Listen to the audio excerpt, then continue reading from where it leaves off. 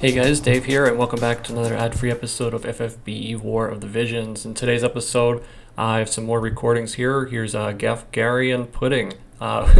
We basically have a level 150 on farm with a Gaffgarion and with a Vinera with LvLs.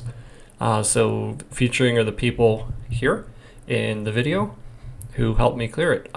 So we had to try it a couple times to get our timing right, find out who needs to steal time when, who needs to do what moves when, but it worked out well in the end.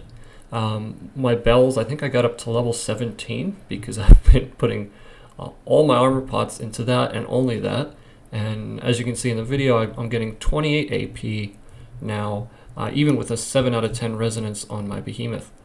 But before we jump into the video, I want to make 2 points. Alright, so next, mortgage rates are at an all-time low due to the coronavirus. So what does this mean? This means that if you do not have Ziza or you do not have a lot of Ziza shards, you can easily take out a 30-year mortgage and get those bells. And if you have some shards, if you've already picked a character and haven't maxed it out yet, don't worry. There's 15-year mortgages too for you guys.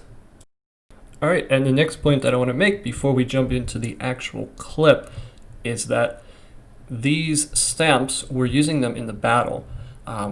Since some people just don't like to get on voice chat or they can't always get in voice chat, the next best thing is to be able to communicate in game. Now we do all have Discord up and we're typing in Discord, but I've noticed other pug rooms using these, and I always use them in the pug rooms as well.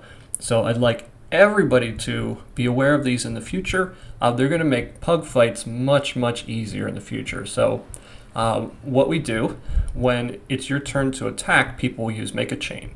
So that means continue the dark chain or the element chain plus the attack type chain. Then when it's time to steal time, everybody uses the heal please. So you can use that, and that indicates that it needs to be time needs to be stolen. And finally, evoke an Esper is being used for limit break. So if you're in a room and you see those stamps, that's what the meaning is. I want to try to get that info out to as many people as possible so we can use it in this raid, use it in the next raid. It's going to make a pugging experience much... Pugging right now is really painful. So the more you can communicate in-game, since there's no in-game voice system and there's no real chat system while you're doing it, and all you have is these non-customizable stamps, it's really good to be able to use them for something. So we've been using them for chain, steal time, and limit break. Yeah. So if you guys go ahead and do that too, and we get as many people doing that as possible, it's going to make everybody's raids easier because let's face it, you're going to have to clean up some raids sometimes, and I had one with 4k hit points. I'm like, oh yeah, I don't have to worry too much about the slashers. So I go in, I poison sting the first turn for 2700, only 1300 left, and 2 Sterns and Gaffgarion all got one shot by the flan. So I was all by myself. So for people, oh yeah, you don't have to worry, it's only a cleanup. No, you do, because a level 150 flan is very dangerous. And the stamps help as well. All right, so without further ado, let's jump right in the video and I'll explain our strategy. All right, so how is everybody enjoying the matchmaking system? I know I'm loving it. It's awesome. So yeah, I mentioned it in a previous video, but it's really painful, and sometimes you can get blocked by other friends. So we had someone here that was getting blocked by another friend, so we just had to wait and I guess refresh the room. I can't see the refresh on my end here since I'm not the host, but we had to refresh it again and again for him to be able to get in. Not only that, but once the room is open, you should be able to swap the order of the people. Right here, our Gaffgarion, we always have him in slot 2, so he can play the hiding game on the right side of the map, which I'll explain later, so he doesn't get slept. But what's going to happen is as soon as he comes in a little bit later in the video, myself and Ali, we're going to have to dip out and then rejoin. So, I mean, all these things, they're really simple fixes, like quality of life, maybe just give the host the power to swap them around.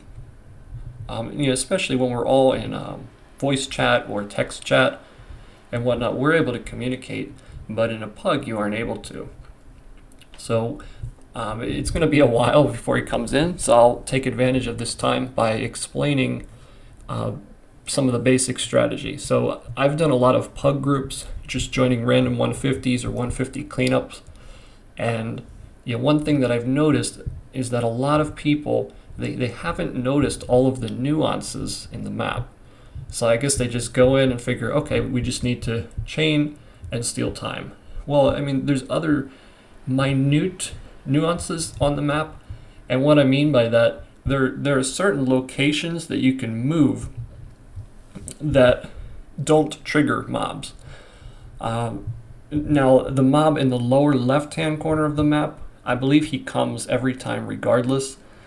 Maybe it was after level 120, but up until then, you can go in certain places and the other mobs won't run towards you. I've done a lot of pug maps and people don't really know of these locations, or they won't move up to the boss and whatnot. Okay, there he is. They won't move up to the boss, and then the boss will end up running away. So you have to do some type of action on the boss in order to have him not run the first turn, whether it be steal vision, whether it just be an auto attack usually. Now, it wasn't the case before, but I'm thinking maybe they did a hot fix or something like that to try to be even greedier and try to force more people into buying Vinera. I really don't know. But I noticed, yesterday and the day before, he wasn't running or anything. So, yeah, let's jump in and take a look at how he did it. Okay, now the Vineras, we had a fixed pattern where we would go every time. Alibaba has the highest agility since I'm only 89, and I guess Gaffgarion doesn't have the same gear as Ali. So he'll move right there on the heart, the white heart, and then pop the bells. Now Gaffgarion's a little bit faster than me too because I'm not at max resonance with Behemoth. I had all the gear and the character ready, but not the gil and the resonance. Okay, so he goes there, he pops the shield, then I go there and I pop Revitalize. Now mine is high enough so I can do cleave, poison, limit break without stealing time, so that's how we worked it. Now Gaffgarion first turn, he moves there. I don't know if this shield has any impact on the damage, I don't think so, but that's one of the highest TP costs, therefore giving him enough AP. So he's going to use Crushing Blow, Crushing Blow, Crushing Blow, and he's going to sneak around the pillars. Now, Ali started out there, he's going to do the Armor Cleave. Gaffgarion, he's going to do the first steal time here. So since he doesn't have the bells, he's going to be doing 3 steal times, and since Ali has weaker bells than me, and he can't do all attacks, he needs to do 1 steal time. So there, I did the Armor Cleave. Gaff is going to hit with the Crushing Blow right here. Well, hopefully sometime today. Yeah, there he goes.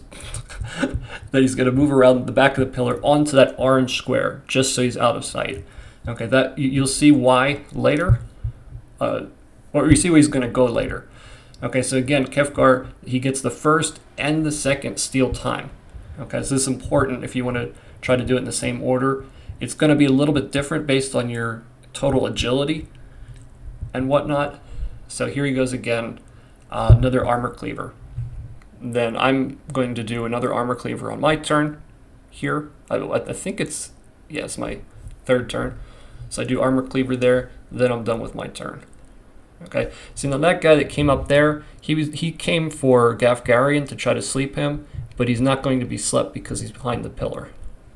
So then Gaffgarion here, since Alibaba is next, he does Armor Cleave right there and leaves Alibaba there so he can get his steal time and get enough AP up for his limit break. Then Gaff is going to come from that orange square down to the square with no symbol on it right there, and that's going to put him in range to do a Crushing Blow. Now by this time we have a nice chain, and since he has the Light Eater, he's hitting for 12,787 instead of 11,787 or whatever we're hitting for. So you saw that right there. The auto target wants to target that mob, I said it in my previous video, just be careful that you don't do that. I mean, I've become really used to it now, but if you're complacent, you can easily accidentally click that.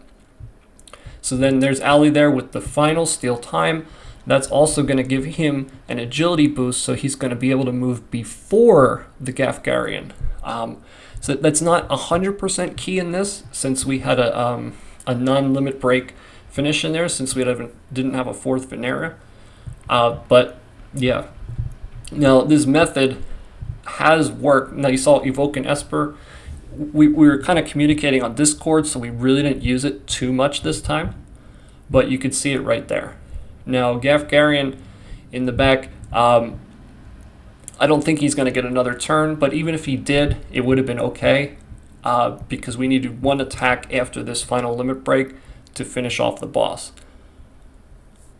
I mean, all of our Veneras aren't maxed in every single way. Everybody's missing a little bit here and there, but it's really, really greedy of Gumi to,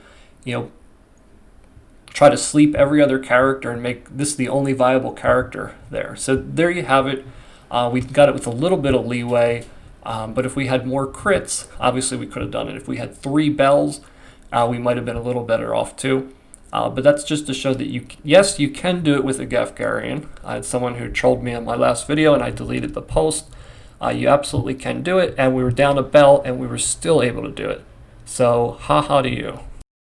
Alright, so I hope you guys enjoyed today's video. I hope it gave you some insight, and I hope it helps people in the last 2 days of the raid. I'm sorry we have cleared it multiple times like this, but nobody was recording it when we did it. And then as soon as we recorded it, someone would attack the soldier, or they'd accidentally steal time at the wrong time.